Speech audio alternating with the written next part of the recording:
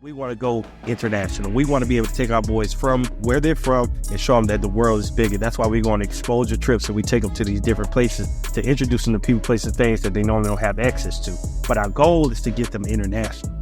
So to this point right now, I'm going to sit on this stage, and what we're going to do, we're going to cast a vision for 2025 summer. All right. And I'm going to jump out there broad. We're going to go international next summer. All right. So I don't know what that looks like. I don't know how it's going to happen, but I'm going to say we're going to go international somewhere. I ain't going to say that means 25 boys going international. It may be 2, maybe 1. But somebody's going international next summer, and I don't know what that is. But I do believe, man, and I always, man, even as a child, man, when you look up the books and you see the different places, and always wanted to strive to go there, do something different. And even now, being the age I am now, I understand the power of even me. This is not even for the boys, even for myself, to go see more, because I understand what that does to me, to be somewhere else and bring it back, to be able, it's people living like this over there.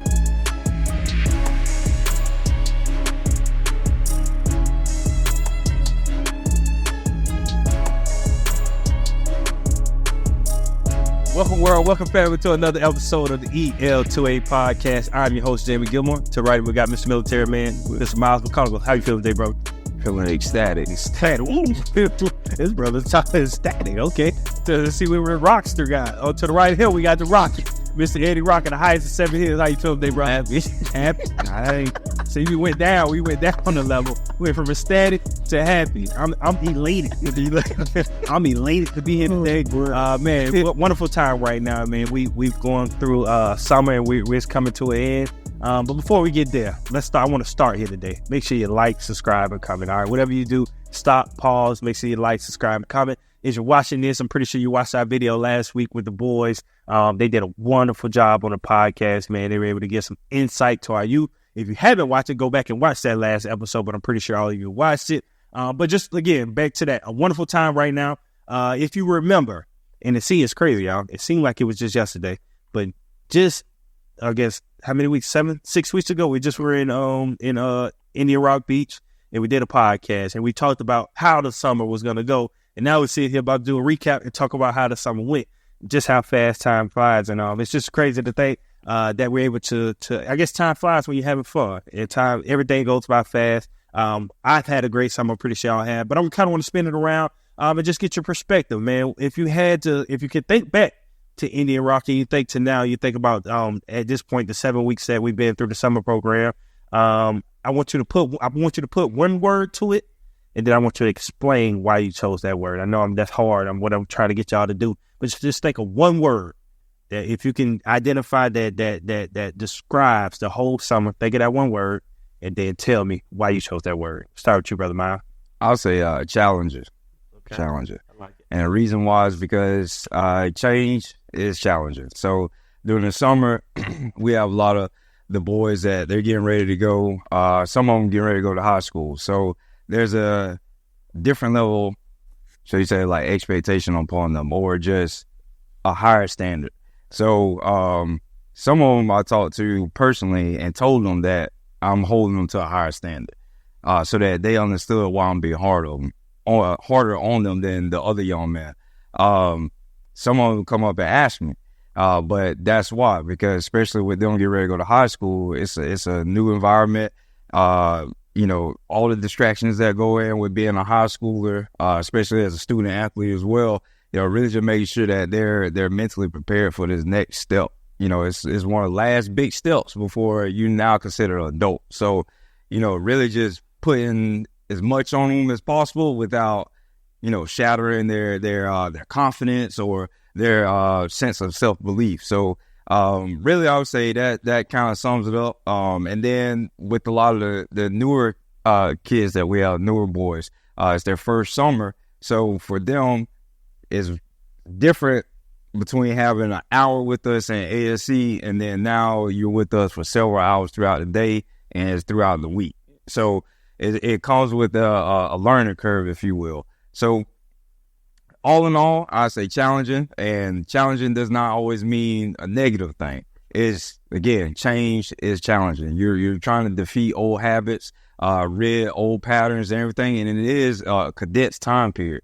Like I tell people all the time, what took years for you to build up, it's hard to get rid of it in a short amount of time. It is possible. I've seen it, but it can be difficult. Yeah. I mean, I like when you said challenging. I'm glad at the end that you cleared that up, because most people, when they do think about challenging, it feels like a negative effect. And like you said, challenging happens in the positive as well. Again, once we try to do positive things, obviously there are challenges that occur.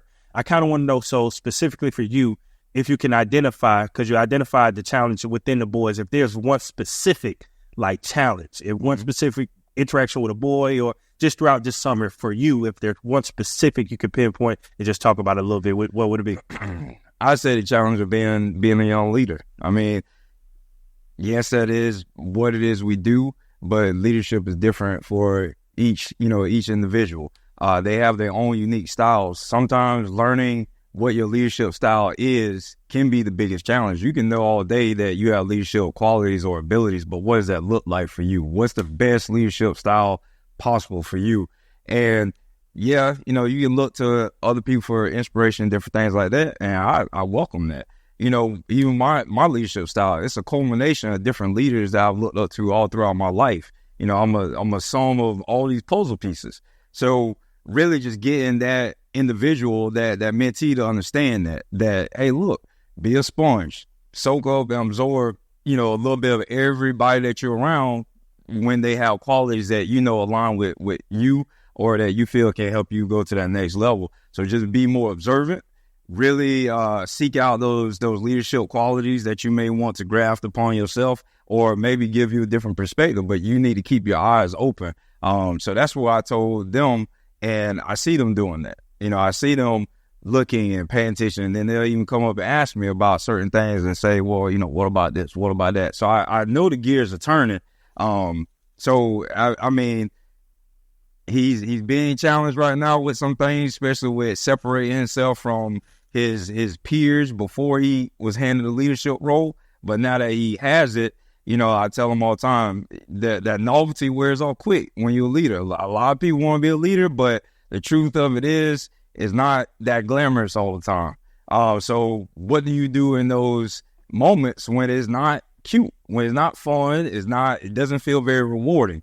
Are you just going to pack up and say, hey, it's not worth it? Or are you going to find something in that moment and say, look, I really need to galvanize myself. I really need to work on my mentality so I can push through this, because at the end of it, you may not win everybody over, but you're going to win those that's looking for that leader or that guidance. And that's where you make those small wins. Those small wins end up to be a big victory over time. You just got to keep working at it. I love it. And it's funny as I'm hearing you say that, man, because it's easier said than done, especially at a young age, man. When you're trying to get over the hump of understanding that it's bigger than being liked or being accepted, because that's what we seek out as a young age. You want to be liked, you want to be accepted, you want to be a part.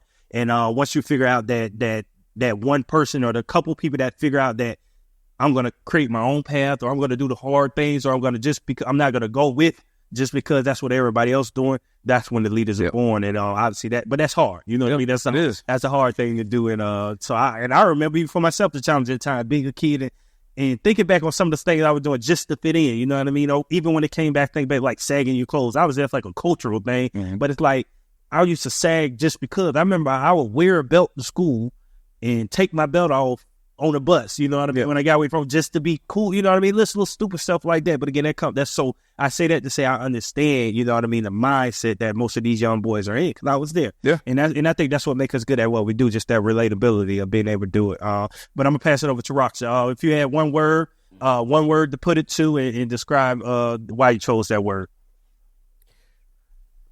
So I'm going to spin it in another direction, but I'm gonna still what I'm gonna say encompasses the challenges. So I'm gonna say loving, and I choose that because just the relationships that's been already that were already here, but I feel like the relationships that were also made throughout the summer.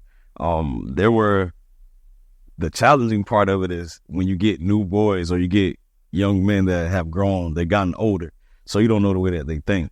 So now we have to. For us as mentors, we have to be able to understand each kid individually, because everybody is different.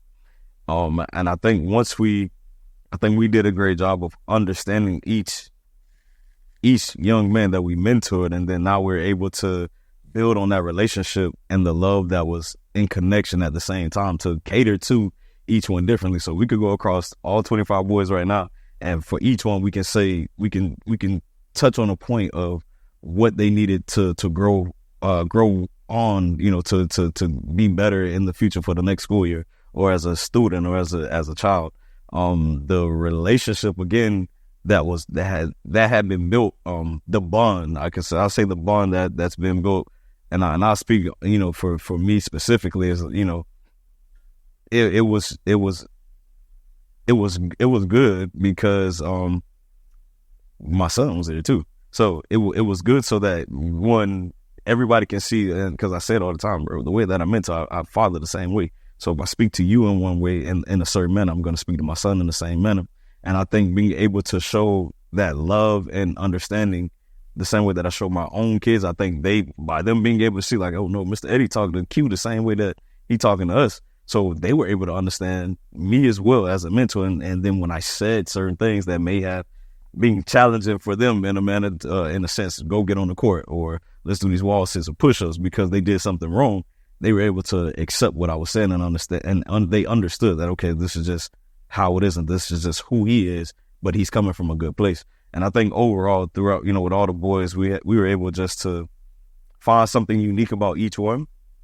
And again, I think it was just, for me, being able to see each kid individually. Like, I feel like the difference between last summer and this summer is I was actually able to really sit and really get to know the kids this summer. I feel like last summer it seemed like the summer went on so fast, and it was just only so many boys that I felt like I can get close to. But for some reason this summer it seemed like, I got close to all of them, so I would go with loving. So that's, yeah, I like it. So as far as me, is what come to my mind. So obviously we all have different mentoring styles. I feel like, so going piggybacking off of love, I feel like I get more tough love. I think you have both tough love, and you're more of a, I don't know the word, friendly is the word that's coming to mind, but you build connections through friendships or whatever you want to say that. So, and not to say either or is better than others. But the question I do have is, when do you choose, or how can you decide when to, because you said love, to give tough love, or when you decide to give, I guess, that compassionate love? It's in the moment, because I know we do a great job of teaching the boys, right from wrong, and, being responsible, being accountable. And you only could give grace for so long before you have to give that tough love. And I think the ones through that, from the beginning up until now, I think we built that, that structure. We've given them the plan of what we're looking for as mentors, or as Mr. Eddie. You know what the expectations. We've given you what the expectation is.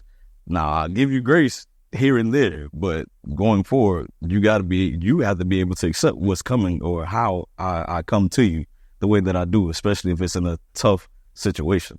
It's not always easy having those tough conversations with people that you build those close relationships with.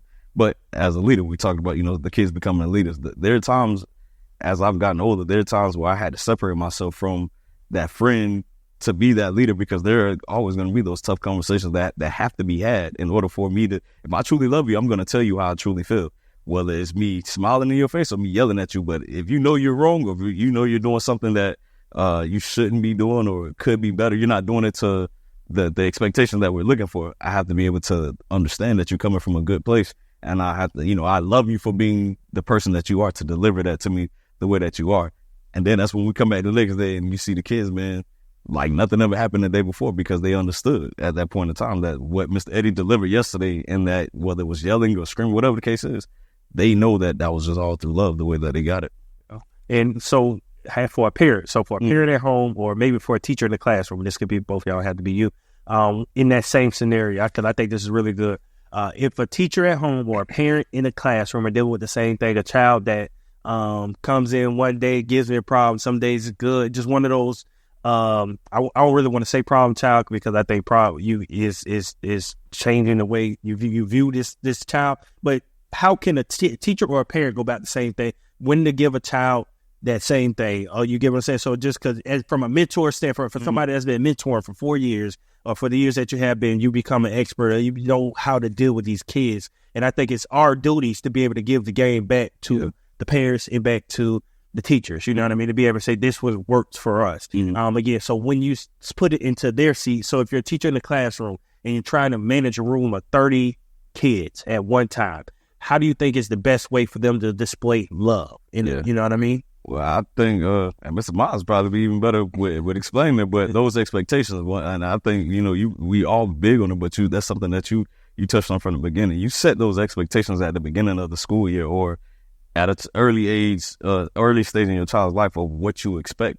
So therefore, no matter what you do, right, wrong, or indifferent, you know what your parent or your teacher is expecting.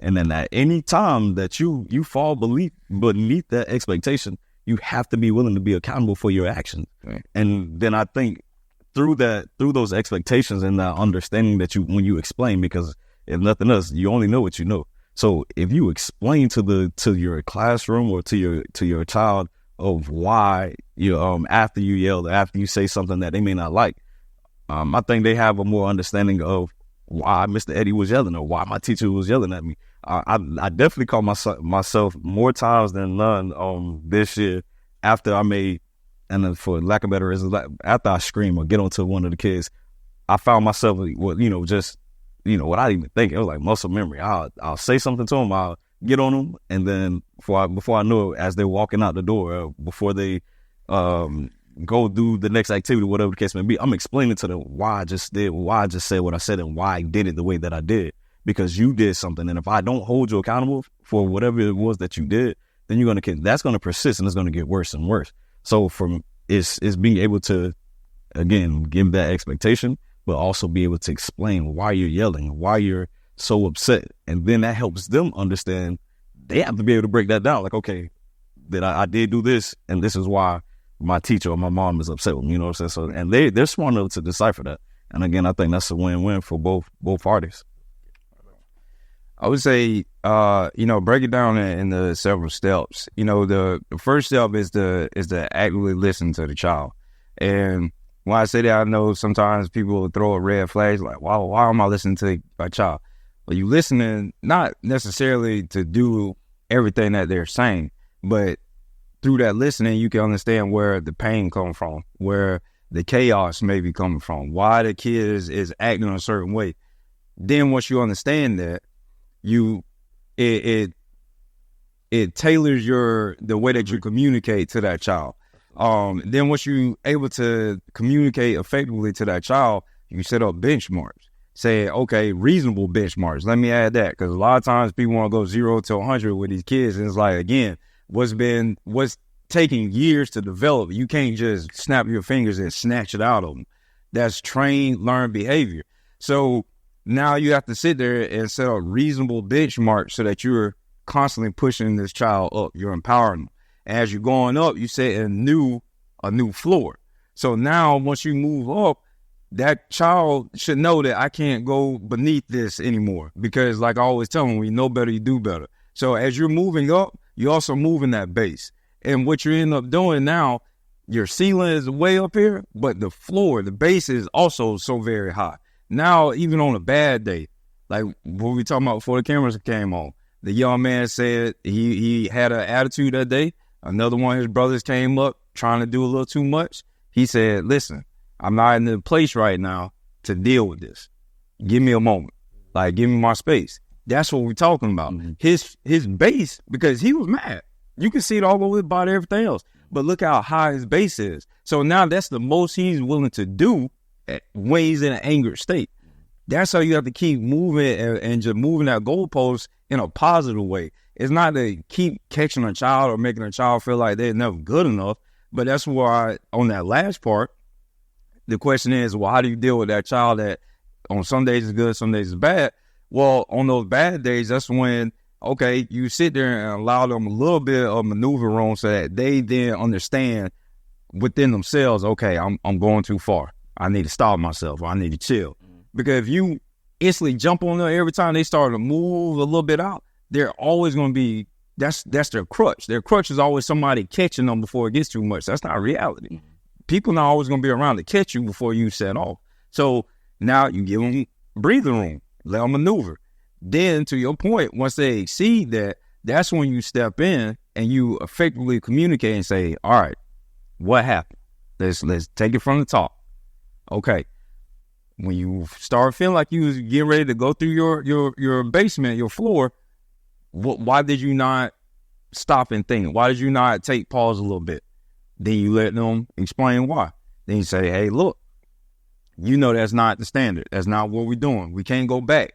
Every day we improve. We got to keep moving up. We can't go back to the old ways. Yes, it's calling to you. Yes, it's pulling at you. That's what bad habits are. It pulls at you. But we have to keep moving you up. Now, that doesn't free you from the consequence. So now you say, okay, all right, look, this is the consequence and this is why. Because in this moment, you allowed yourself to sink back past where we set that new base, that floor for you.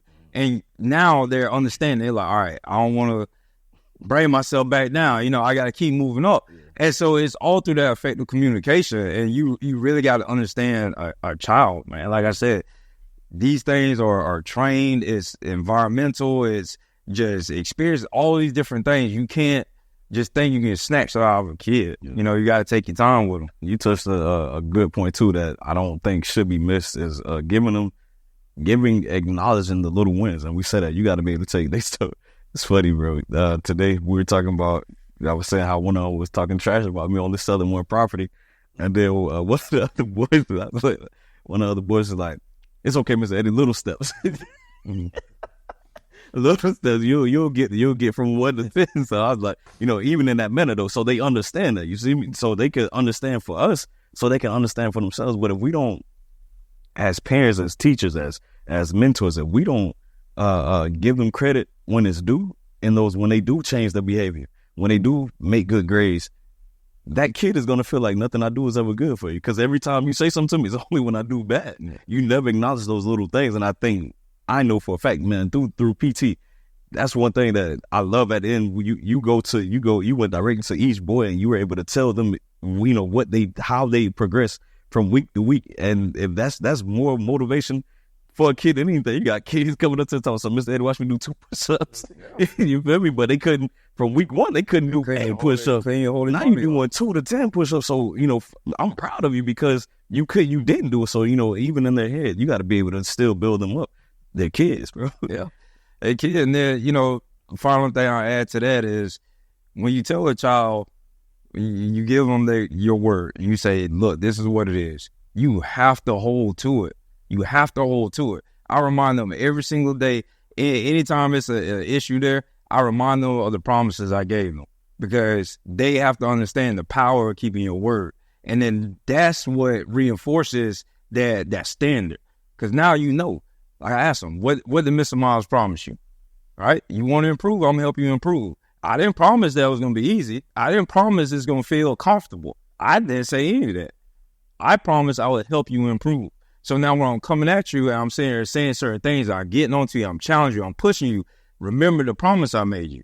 This not to sit there and break you down. This part of me helping you improve upon yourself. So now every time you know exactly what you get, and that's part of that consistency portion, but you have to, when you say something to them, you got to hold on to it. So whether it's a punishment, whether it's a consequence, a celebratory win that you say, oh, I'm going to go get you this. Win. Yeah, like you have to make sure you see through it. Otherwise, then don't say anything. Because especially when you're dealing with kids that's feeling like they're being challenged and they're being pushed to change, you can't give them, because a child's always going to look for a loophole. So if you say, well, look, I don't want to see you doing X, Y, Z anymore. Well, you got to hold that standard all the way through. Otherwise, that kid, being a kid, all right, I'm going to test my look. I'm going to see if he actually paying attention or if he going to call me out on it. Yes, I am. Every single time, I'm going to be right there. Every single time, I'm going to be right there. So that you know that, yes, one, I'm watching, but not to destroy you, but to help build you. And now, when you have a kid that feel like I'm so unseen or nobody care about me, no, people watching you. And I'm showing you that I'm watching you because I'm able to call out specifically what you did in each little moment when you didn't think I was. But again, it's to a positive means. It's not to catch you up or to sit there and belittle you. I don't want that for you. Oh, the accountability. It's a coach that just reached out to me. High school, Little League coach just reached out to me. and he was asking my advice. I guess he was having a young athlete that he was having trouble with building a connection with, and he kind of asked, like, what should I do? And to your point, one of the things I said, just keep showing up. I said, be consistent and show up. I say, after a while, you're going to win them over. I say, because these children are used to people coming in and out of their life. Right now, his that friction you feel is because he don't know who you are. If you somebody that's for real, or you somebody that's going to leave. So he's putting up a tough front to see if it pushes you off. But if you stick through that little wall that he trying to put up, you're going to win them over. And that kid going to literally run through a wall for you. And I think that's, again, to our point, the things that through the love and through the challenges and all that, that's what allowed these boys, again, these boys literally will run through a wall for us because we built that and they know we're going to show up. I think we're having a conversation. I think one of our parents was having a conversation in the office, and I forget the remark she said, but I said one thing they had to question is who's going to show up for them. And that, I mean, from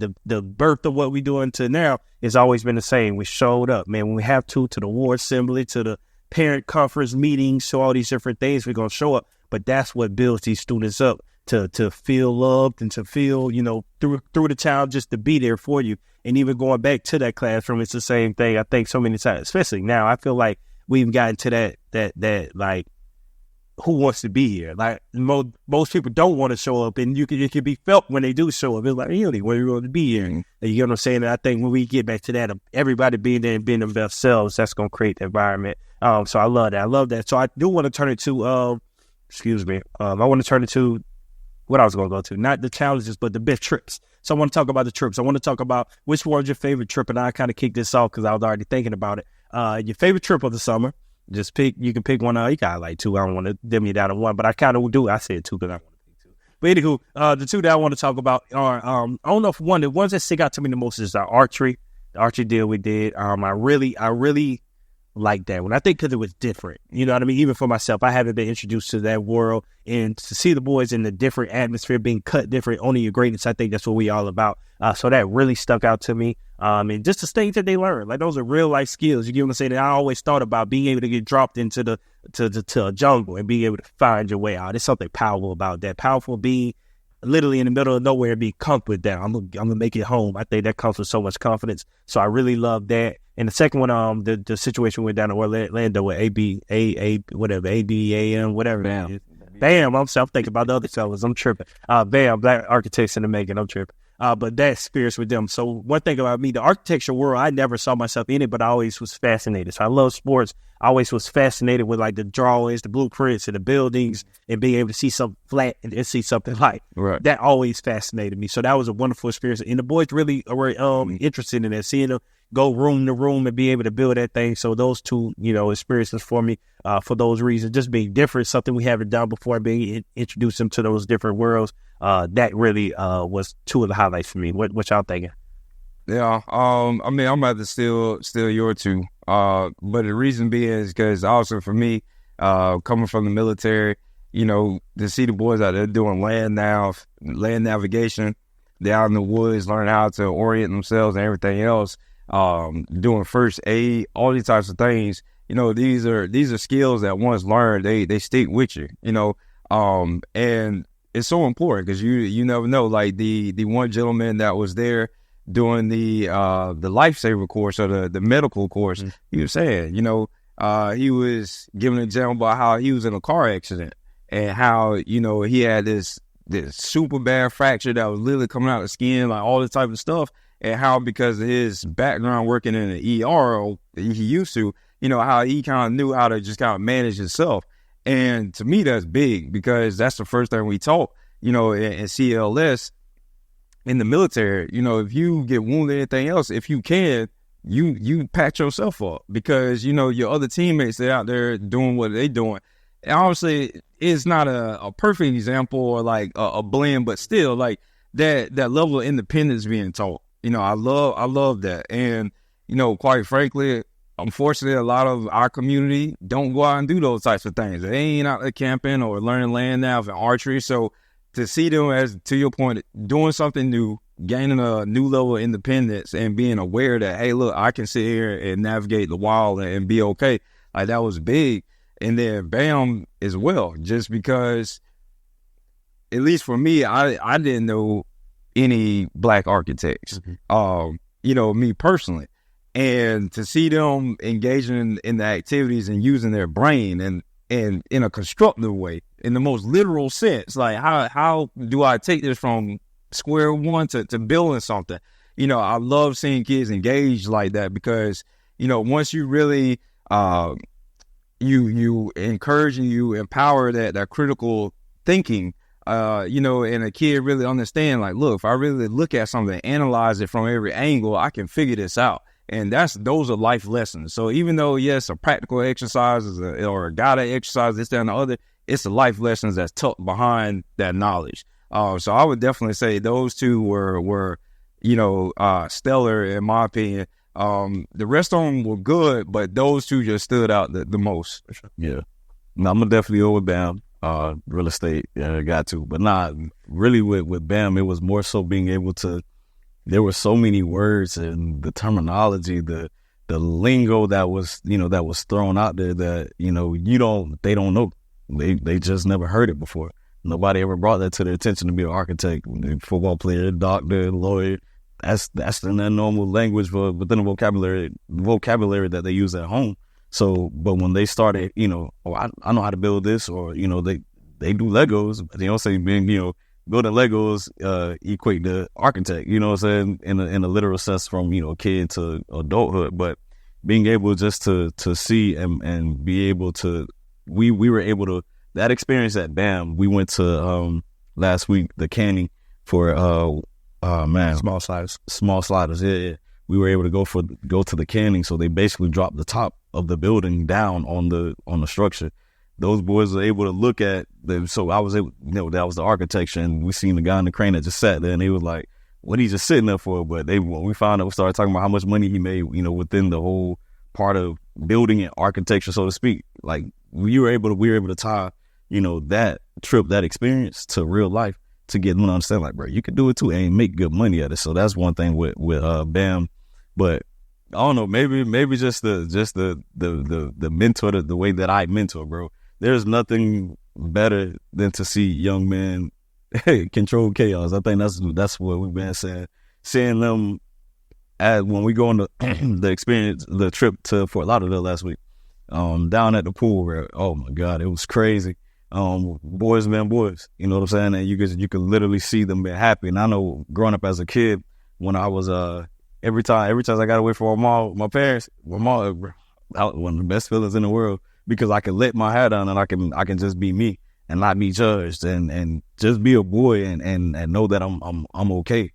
They really behave themselves outside of the yelling, but I mean that's normal. But just being able to see when they get together on a you know, away from the everyday, because we don't know, well, we know some of what they deal with, but we don't know everything that they deal with when they go home. So those moments when they're able to go on these road trips and be with their mentors and have real conversations on a bus or rap or whatever they do on the bus, you know, they're okay with being themselves around us. And I love to see that with kids, even Q and Kaden on there, man. Like, you know, just, you know, your daddy not gonna be on you. I'm not gonna sit and, you know, tell you got to sit up here. But I mean, you could go back there with the boys and still be a boy. And I think just being able to see them, you know, enjoy themselves, you know what I'm saying? I think that's one of the things that I like. So. I would say honorable mention have to be the Appleton Museum. The reason being is because, you know, especially the clay portion. Oh yeah, they see it, you know, seeing that they were, a lot of them actually real decent with it, but and it's something, I don't want to say simple in a dismissive way, but it's simple exposure like that. Because when would they ever play with clay and making like sculptures and stuff? But then to see that, hey, look, I actually got a knack for it. You know, like that's what I'm talking about. Because now it's like, man, I'm actually good at this. I never even knew about this or whatever. So now it just sparks that curiosity to where now they're looking at different things, saying, okay, well, could I be good at this too? Could I be good at it? And let's be honest, for most of these boys, especially the athletes, you know, they were in a different environment, they would clown and laugh at somebody over there doing, you know, pottery and sculpting. But you have these boys in here, they're doing it, they're locked in, they focus, and in a friendly way, you know, just kind of like, all right, well, I'm gonna make mine better, you know, but they just kind of uplifting each other, and you can start to see how more and more the sculptures started really, I mean, they were impressing the ladies that was instructing them with how quick they just gelled straight into it. So I really hope they took that to heart, the message in that. Like, man, if you really just commit yourself, even for, I think they only have 20 minutes, just commit yourself to just focusing on that, and you'll be surprised how well you can actually do something that is very new to your form. Man, 352 the international is something we've been saying, and I definitely, man, I don't take that lightly when we say 352 the international. Again, if you're watching 352 the international, is something we thought of. Obviously, we're not even gonna say obviously because we know we got people watching from everywhere. But 352 is where we live, Ocala, Florida, and we understand that exposure leads to expansion, hence EL2A. But we want to go international. We want to be able to take our boys from where they're from and show them that the world is bigger. That's why we go on exposure trips and we take them to these different places to introduce them to people, places, things that they normally don't have access to. But our goal is to get them international. So to this point right now, I'm going to sit on this stage, and what we're going to do, we're going to cast a vision for 2025 summer. All right. And I'm going to jump out there broad. We're going to go international next summer. All right. So I don't know what that looks like. I don't know how it's going to happen. But I'm going to say we're going to go international somewhere. I ain't going to say that means 25 boys going international. It may be 2, maybe 1. But somebody's going international next summer, and I don't know what that is. But I do believe, man, and I always, man, even as a child, man, when you look up the books and you see the different places, and always wanted to strive to go there and do something different. And even now, being the age I am now, I understand the power of even me. This is not even for the boys, even for myself, to go see more, because I understand what that does to me, to be somewhere else and bring it back, to be able, it's people living like this over there. That's one of the biggest things, brother. So if you think about these other countries, man, then you come back here and it's a piece of cake. It's a walk in the park. You get what I'm saying? How people living elsewhere. And that's one of the biggest things I want to get these boys to see, but also the beauty of the world. You know what I mean? There's a lot of different factors that I want to get them to see. But for myself, I'm going to go jump out there and say 2025 summer, Kut Different is going international. All right. So that's my big vision for 2025. What y'all got for me? They actually, because they seen, we had some, and for a lot of them, they seen, as we were on the boat, they were talking about cruises. And some of the boys been on cruises, some boys did. Out of the 25, maybe 2, 3 may have been on the plane before. So the international part, just put him on the plane, bro. I think I'm going to enjoy my son. You know, Q done been on the plane before, so he has gotten the experience of going through the terminal and, you know, the turbulence, and, you know, Ben just been on the plane, and as a father with all my kids, you know, been on planes before, that's a great feeling to see. How was your first flight, you know? So to be able to see some of our boys get on a plane and experience that, bro, that's life changing, bro. How many people sit and say, I wish I had the guy at the workshop today. You know, man, I wish I had this around, you know, when I was younger. So those, you know, to be able to be a mentor, to be what the mayor said of Miami, Mr. Mayor Francis said, put a dent in somebody, you know, put a dent in the world. But being able to put a dent in one of these, you know, put a dent in their minds, like, bro, back in the day when I was 14, 15 years old or whatever, when I was in middle school, our mentors was the first people to take us international. So I think that's, for me, definitely need to make that happen. What you got, Brother Bob? I guess they got to work on their passports. Let's go. I like it.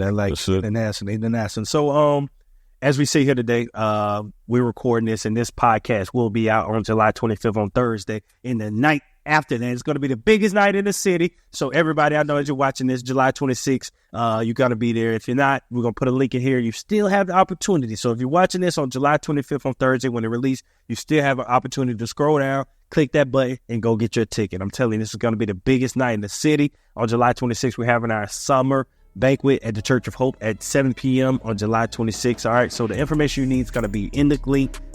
Click the link in the little bio or whatever you call it or description, and you'll be able to get it. All right, so July 26th, bro, we came a long time. I mean, we just was at the beginning of the summer talking about the summer. Now we here, and we talked about the banquet then, and now we here a week out from the banquet and being able to see him, man. So I kind of do want to talk what expectations for the banquet before we spin off. If you know, you guys can give me your expectations for the banquet, because I want these people to hear a fly night, man. The boys have already seen their suits, so just the dressing and the speaking, being able to, see excellence and hear excellence.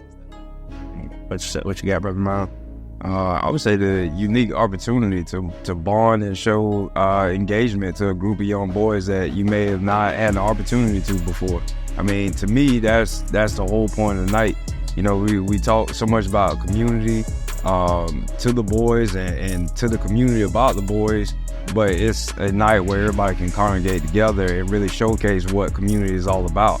You have different community leaders and community partners that'll be in attendance that night, and then obviously us as a whole. But if that should set the standard, for the rest of the year and to continue after that look, community orgs need the community. That's the only way that it works.